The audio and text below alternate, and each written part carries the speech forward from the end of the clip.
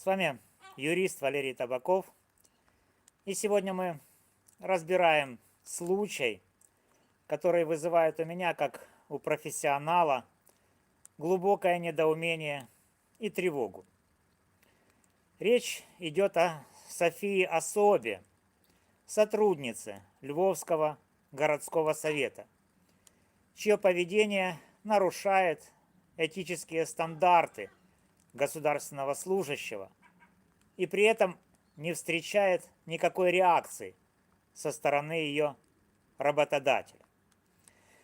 Более того, возникает ощущение, что София имеет своего рода индульгенцию и, возможно, из-за ее националистической позиции. Мы разберем факты, процитируем кодекс этического поведения, выявим нарушения и зададимся вопросом, почему Львовский горсовет закрывает глаза на скандалы, связанные с Софией. Является ли ее национализм щитом, защищающим ее от ответственности? Это видео призыв к справедливости и прозрачности. Подписывайтесь на канал, ставьте лайки, комментируйте, распространяйте, донатьте по возможности. Если хотите знать правду о том, что происходит в наших органах власти. Поехали. София Особа, она же Семчишин, дочь Ирины Фарион, известного языковеда и националистического деятеля, убитой 19 июля 2024 года во Львове.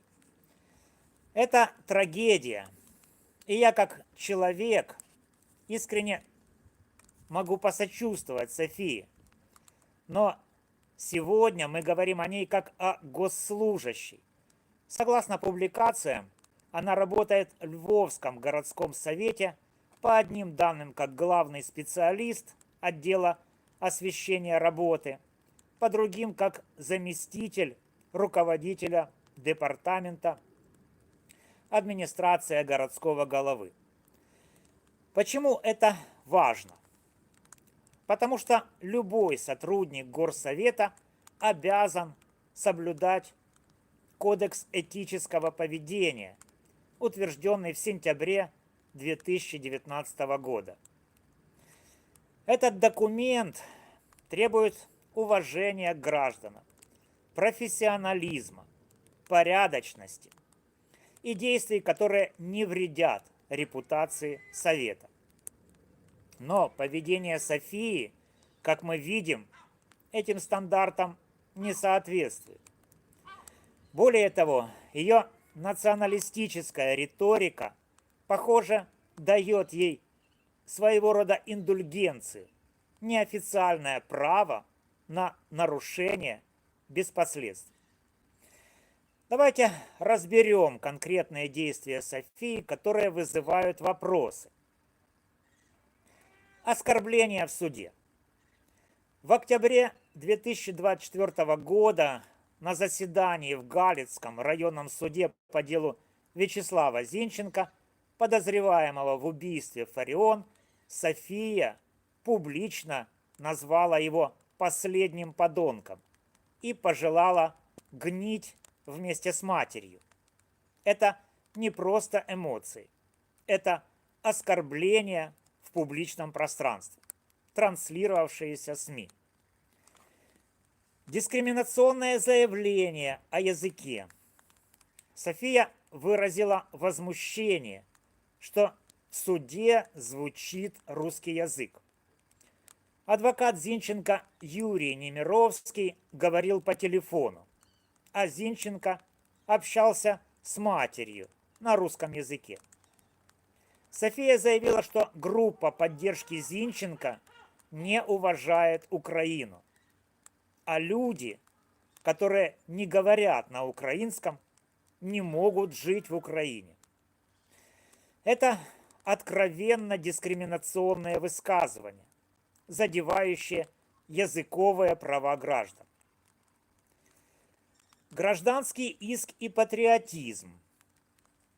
София подала иск на 15 миллионов гривен за моральный ущерб, заявив, что деньги пойдут на ВСУ, а конкретно бригаде, где служил ее погибший муж. Это выглядит как патриотический жест, но вызывает вопросы. Не попытка ли это усилить поддержку в националистических кругах? Скандал с декларацией. В апреле 2024 года София указала в декларации стоимость квартиры мужа в 11,6 миллиона гривен, а затем исправила на 1,6 миллиона. Ошибка или небрежность? Для госслужащего это недопустимо. Слухи о русском следе. Источник-информатор утверждает, что София якобы способствовала исключению версии о русском следе в деле Фарион, что привело к ее повышению по службе.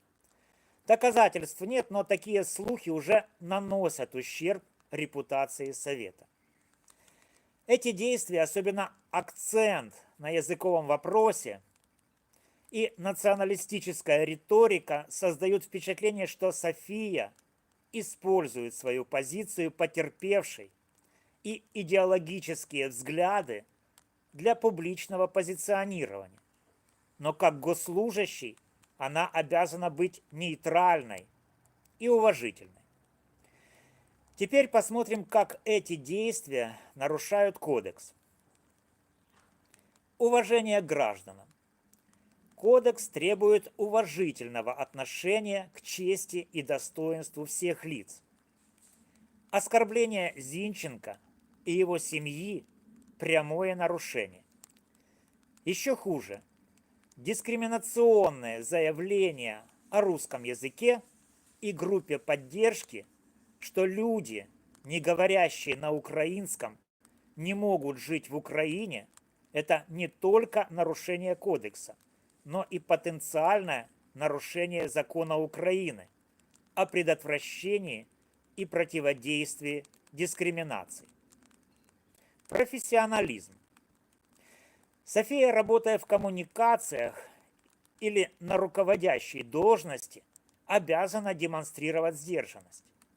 Ее эмоциональные выпады, публичные обвинения и провокационные заявления о языке – это противоположность профессионализма.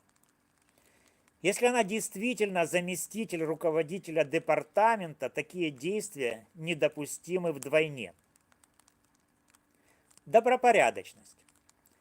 Ошибка в декларации, выбор конкретной бригады ВСУ для передачи средств и слухи о влиянии на следствие создают риск конфликта интересов. Националистическая риторика, особенно в языковом вопросе, может восприниматься как попытка заручиться поддержкой определенных кругов, что подрывает добропорядочность и репутация Совета.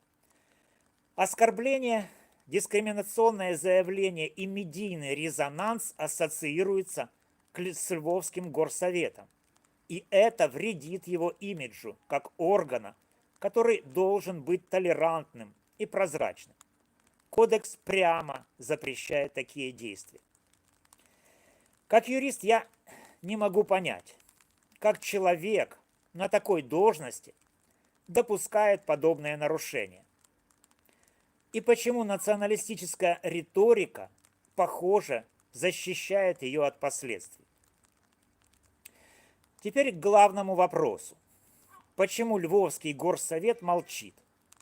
София допускает публичное оскорбление, дискриминационное заявление, а СМИ пишут о ее повышении в должности.